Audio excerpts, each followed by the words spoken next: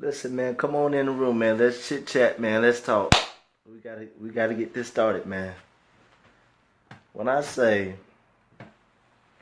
when I say tonight was absolutely powerful, I need you to believe what I'm saying. I want you to do me a favor. I want you to share this page, this video with somebody. Let somebody know that Dr. G. Davis, the relationship beast, is in the building. Let them know that they need to jump on right now. I need about at least 499 of you guys to jump on right now.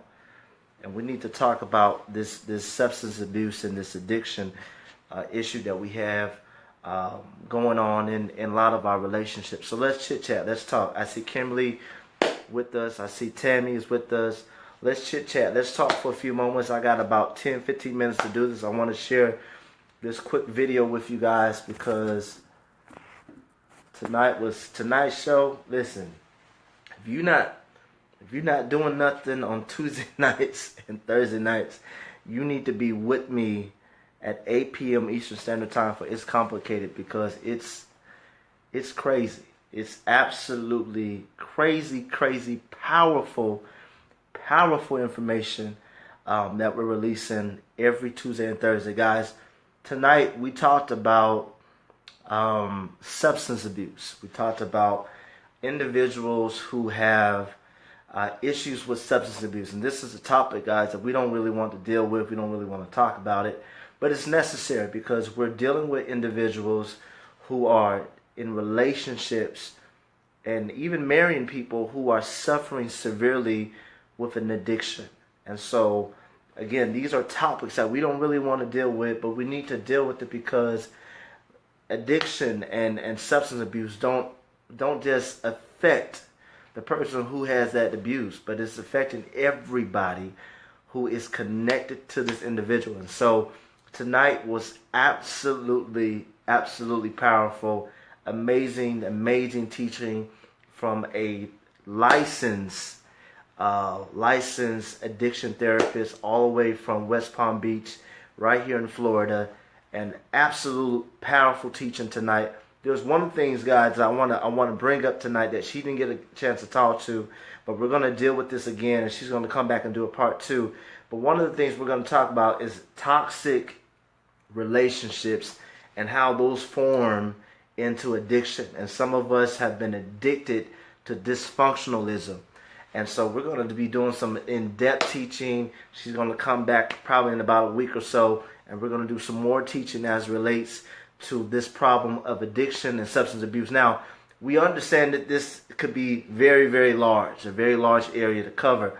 And the reason is because there's all types of addictions. We got people who are addicted to alcohol. We got people who are addicted to meth. We got people who are addicted to crack cocaine.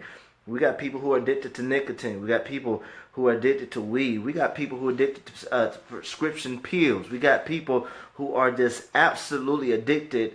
And guess what? They don't even know how to get out.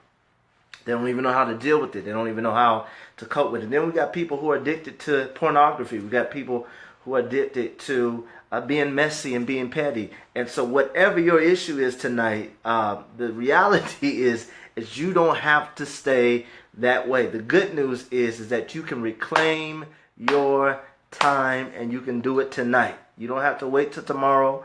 You don't have to wait till next week. But you can start reclaiming your time tonight, and you can get back your life. And so addiction, what happens, guys, is that addiction takes lives from us. It takes happiness from us. It takes precious time away from us that we can't get back. And so tonight you can reclaim your time, but you need to be taught the tools. You need to be taught the strategies that will give you exactly what you're looking for. And so tonight she talked about 7 things, very important and powerful. She talked about the 7 stages of grief. But before I go there, I want to give you guys some numbers, because the numbers, guys, don't lie. And this stuff is happening pretty much on a day-to-day basis. It's happening every day. And so the reality, guys, is the numbers don't lie. I read some stats all day today about this particular subject. And one of the things that I realized was that I want you to hear this, over 17 million people in the USA right now are currently suffering from alcoholism. 17 million people right now in the USA are suffering from alcoholism. They're alcoholics right now. 17 million people. And out of that 17 million, watch this, almost 43% of those individuals, guys, are either married to somebody or they're dating somebody who is suffering from alcoholism. And so we talked about that most of this stuff, guys, the addictions, guys, it didn't happen just by coincidence. Some of the stuff was learned. Some of the stuff we learned in our household. You know, mama said, here's some alcohol. Take a sip, baby. Go on. It ain't going to hurt you. Go on, take a sip.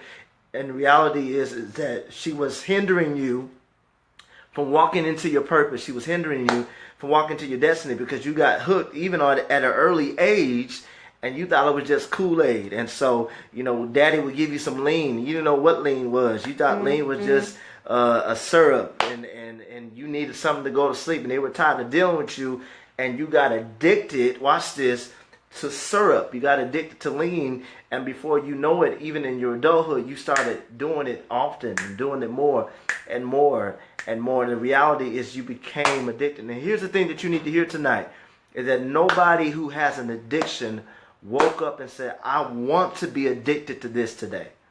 I want to be addicted to meth. I want to be addicted to weed. Nobody wakes up and says, I want to be addicted. This happens over a long period of time. She talked about tonight, guys, that, you know, people who are suffering from addiction, they don't even realize that they have an addiction. They don't even know the severity of the addiction. And so for those of you guys, again, who are dating people who are, you know, getting lit every weekend, you may be addicted.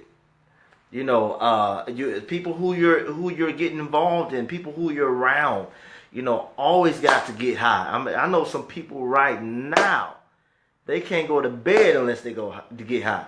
They wake up getting smoking. They smoking at lunch. They smoking in noonday. Come on, they smoking before they go. All they do is smoke. All they do is get high. All they do is pop pills. All they do is drink all day, every day. Winter, summer, spring, fall, it don't matter. We getting lit. And the reality is that you could be suffering from an addiction and not even know it.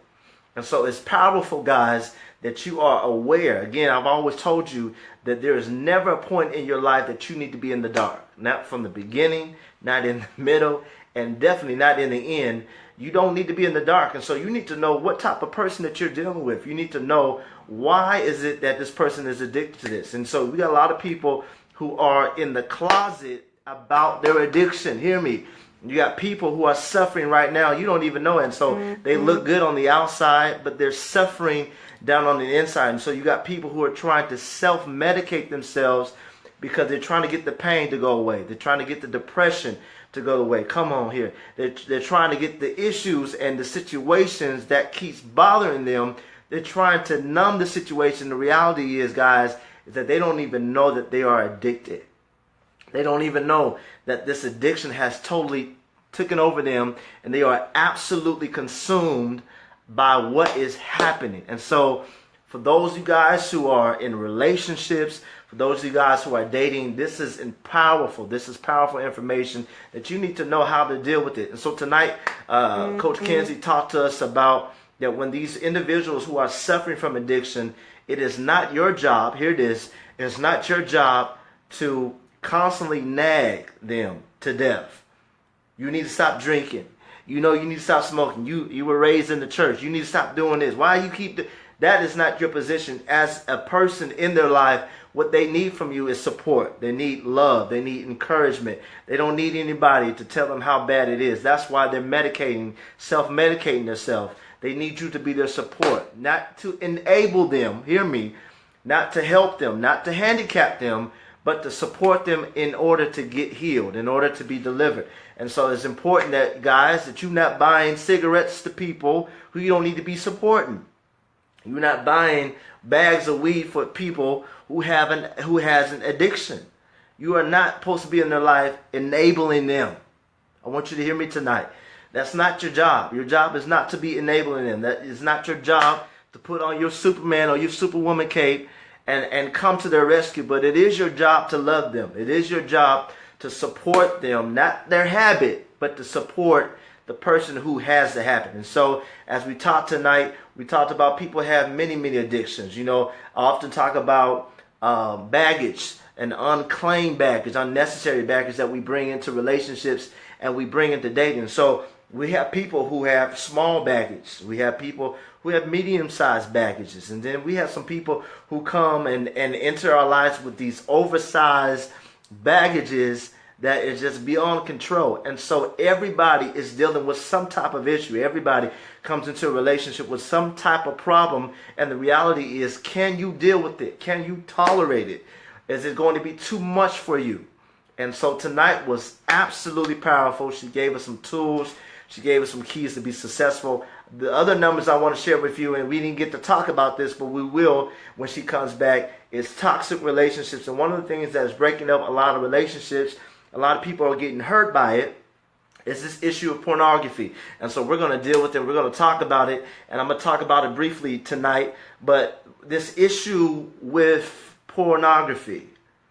And so, and this becomes, it becomes friction because, you know, your man is looking at another woman who is obviously not you.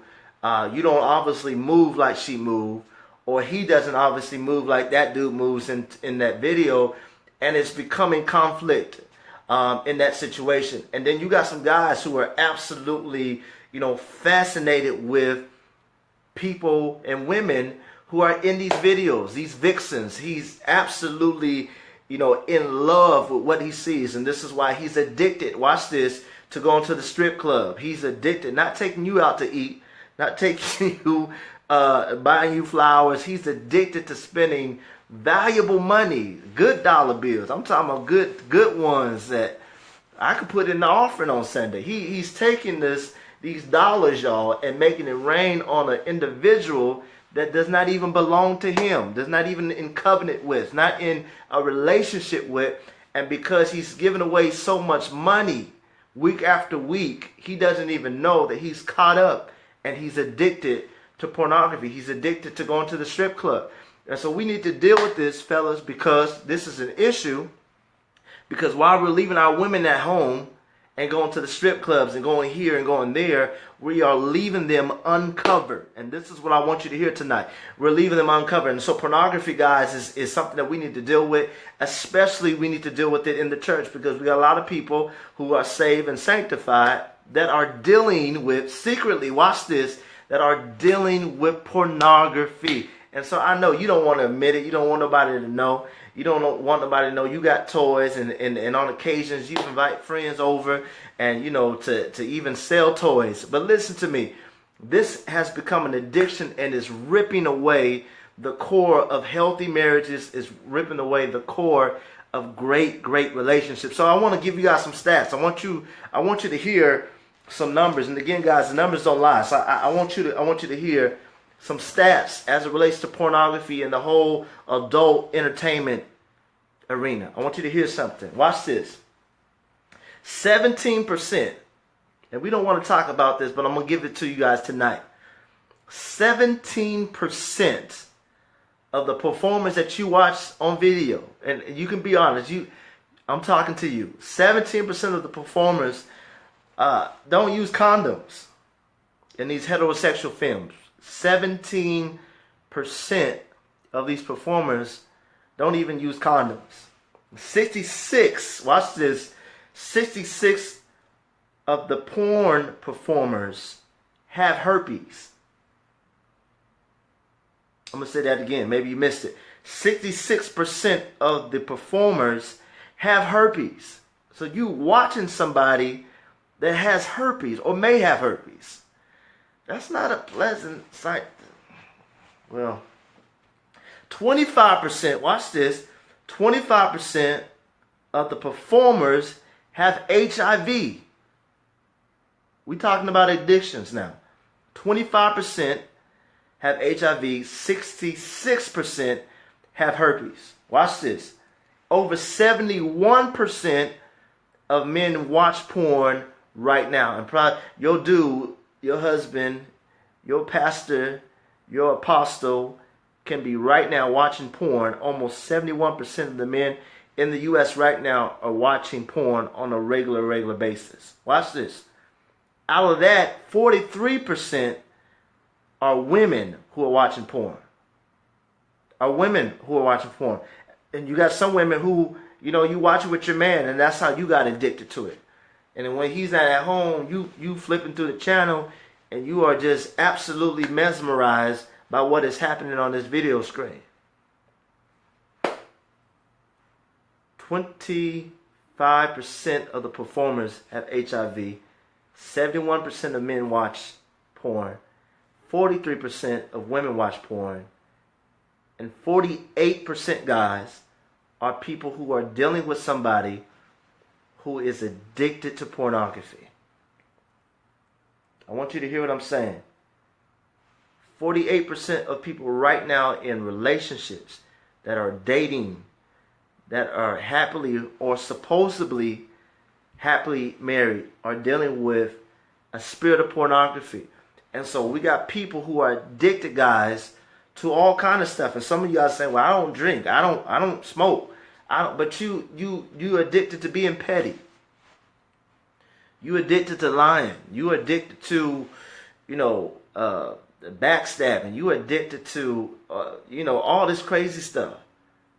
You addicted to sleeping with other men, husbands, other wives' husbands. You're addicted to sleeping with other women's husbands. And so your addiction may not be my addiction, but the reality is this, is that all of us need to reclaim our time. All of us need to reclaim our time. We all need to reclaim our time. And so tonight we're not pointing fingers. We're not, causing judgmental attitudes to be formed. But what I am calling you to do is I want you to be aware. I want you to wake up and realize what is happening around you. And that the reason why the dating game has changed is because people are addicted to their own self. The Bible talks about that in the last days, that people will be drawn away with their own lusts, their own desires. And so you got to be careful that you're not connecting, you're not marrying individuals who have addictions that they will not admit that they have. And so one of the things that she talked about as we end this recap is there are 7 stages of grief. And someone says, why is that important? Because this is the reason why most people are addicted to whatever they are addicted to. There are 7 major keys, guys, and this is the reasons why they are addicted to what they're addicted to. The first stage is what we call shock. Shock. They don't believe that this is really what it is. They can't believe that they've gotten themselves into this situation, and they're in absolute shock. Now, number one is important because as I talk to clients all over the country, all over the world, one of the things that I often try to figure out why do women go back to relationships that you don't need to be in? I never, for the life of me, could figure that out. Why do people join relationships and rejoin relationships when you know it's not good for you, when you know it's dysfunctional, when you know this man is a dog? You know he a dog, but you just love him so much. You know she ain't right. You know she'll sleep with anybody at the drop of a hat. You know she'll turn tricks. Why would you go back to that? And anybody who knows me know I don't do the on and off relationship. I always believe that once I was done with you, I was pretty much done with you. Whoever I'm with, never have to worry about me going back and spending quality time with my ex, because I just didn't believe in that. But you had individuals, guys, that will go back, and I'm talking to you. You will go back to the same foolishness that you say you didn't want to be a part of. You go back to the same mess that you said that you didn't want to deal with it no more. And the reasons is, guys, blew my mind. And it has to do with this step number one. is that you are in shock. And one of the steps and one of the symptoms and the root of being shocked is the fact that you are grieving. Guys, this messed me up. I couldn't understand why people were going through this, but it made perfect sense. So what am I saying? Grieving. You're grieving. The reason why you keep going back to him and you know who he is, the reason why you keep going and dealing with his mess and his foolishness, the reason why you keep going back to her mess and her foolishness is because you are grieving. That's why you can't leave him alone. That's why you can't leave her alone. It's because you're grieving. On top of that, of course, you have soul ties that's in place, that is active, that is making you go back. But on top of the soul ties, the major thing, guys, is that you are in shock. You're grieving. And so one of the things you have to realize is that when people go through a death, right? You have people, let's say grandmother died. You have people in your family. Have you ever noticed that when people die in your family, how there's some people in your family that can get over grandmother's death faster than most people in the family could. You got people who will get over grandma's death like tomorrow. She died today and they already over. They're already kicking it again. They already drinking again. They already smoking again. They already partying again. Then you got people who will take weeks. And then you got people, it would take months for them to get over a death. And then you got people who would take years. And some never ever get over grandmother's death. And so the reality is that everybody grieves differently.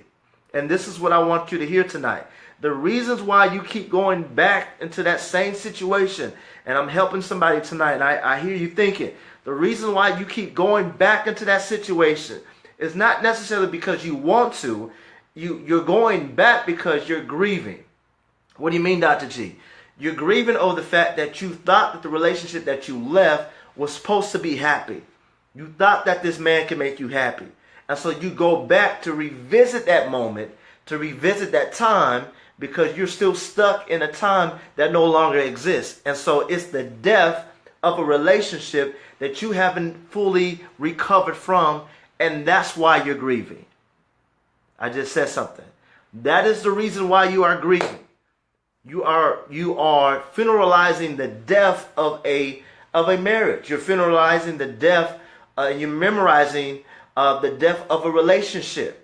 And the reason why you keep going back is because you keep thinking and you keep being analytical as it relates to, well, maybe things wasn't really that bad. Well, maybe, if I could have just said this, he wouldn't have did this. If I could have just did this for her, she wouldn't have did this. And the reality is there's nothing that you could have ever done that would make the situation any better. The reality is now that it's over, you keep going back to foolishness because you are technically still grieving.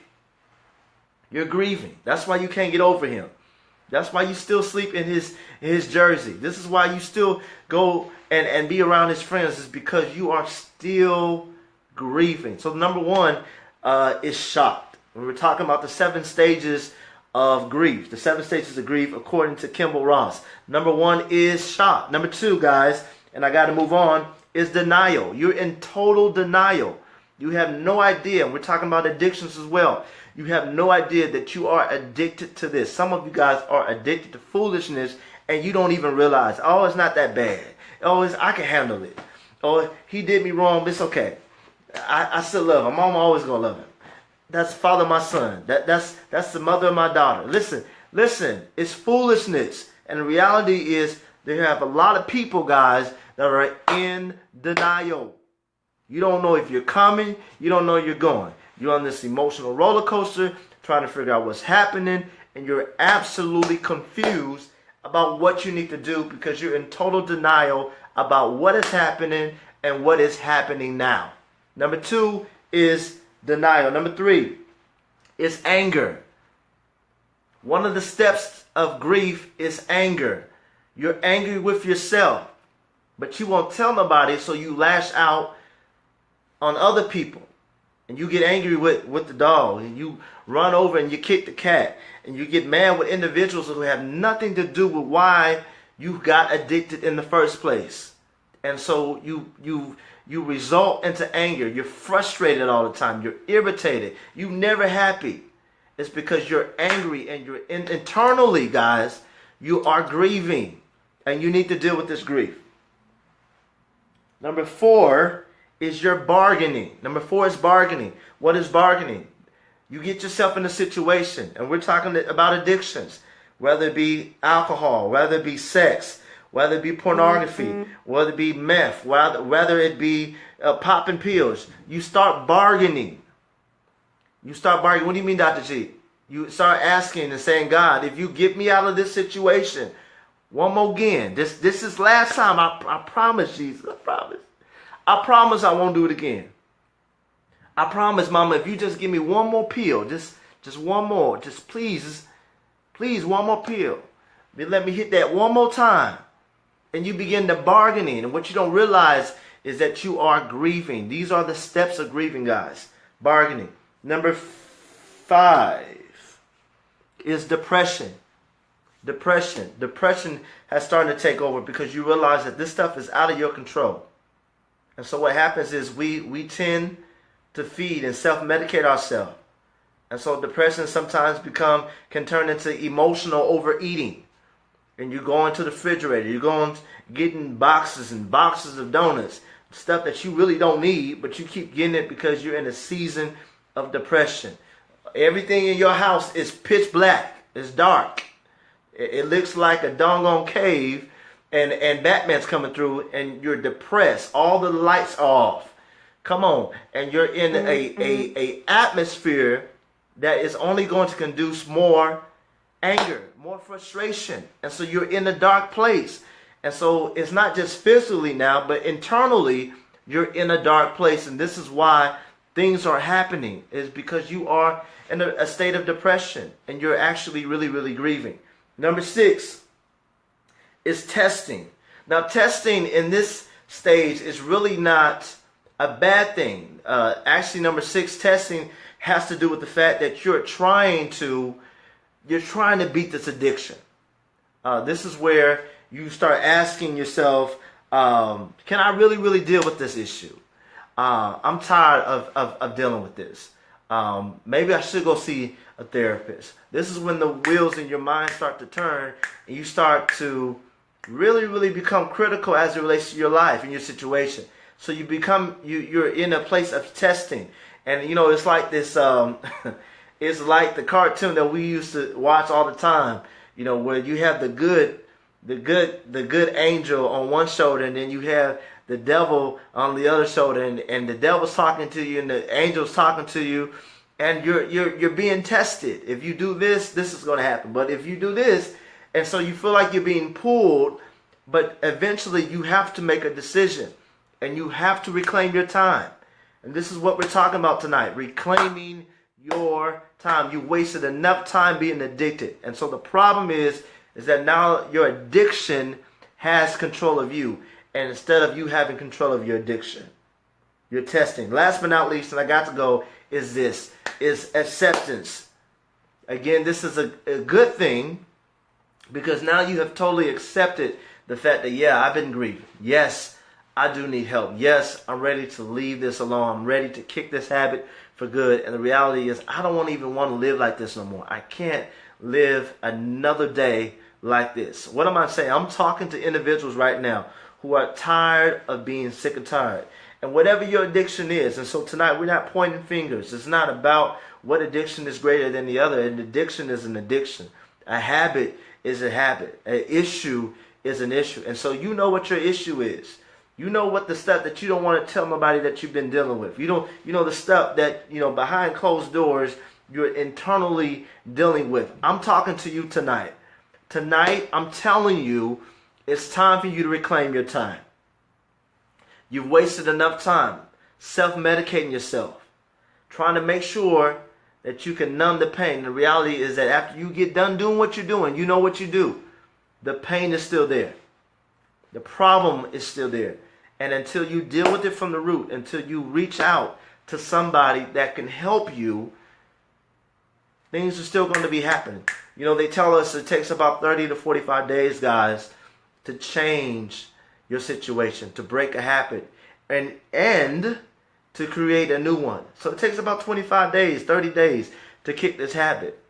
I'm telling you tonight that you can start the process tonight. I'm encouraging you to reclaim your time. This is time that you can't get back. You can't go back and change what happened. You can't go back and change how you got to this place. But you can deal with it from where it is now, and you can use this place, this awful place, this place of depression, this place of issues and pain, and you can use it as a place for you to grow from. And so tonight, I'm talking to you. There is help available. You got individuals who know that their family members are dealing with substance abuse or dealing with issues about addiction. There is help for you. There is group therapy for you and your family, you and your friends to get help tonight. You can contact Al-Anon. Al-Anon. What is that? That is a group therapy company. They're all over the world. They're licensed. They're professional. Again, it's called Al-Anon. They're all over the world. Highly professional group therapy addiction specialists. And I'll spell it for you. It's Al-Anon. Al-Anon. Al-Anon. And there is an amazing people who are ready to help you right now. Wherever city that you're in, it doesn't even matter. Wherever city you're in, whatever country you're in, wherever county that you're in, they're all over the world, and there is help available right now for you. And so I'll leave this information at the bottom of the screen, guys, but I did want to come on and share about this amazing show we had tonight on It's Complicated with yours truly, Dr. G. Davis. Listen, guys, you don't want to miss. We're giving you guys powerful tools that's going to be that you need to be successful. You need these tools. I'm telling you, I wish to God that before I got married, before I said I do, I wish to God that somebody had took the time to tell me, gee, listen, slow it down, bro.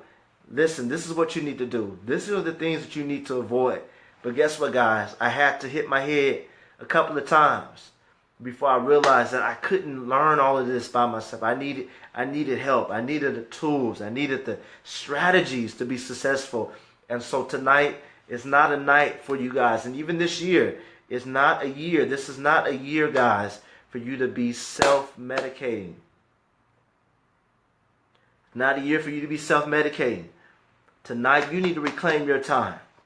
And you can get it back tonight. But it's going to take an unbelievable mindset that I can kick this habit. And you know what that habit is. And again, every habit may not be your neighbor's habit.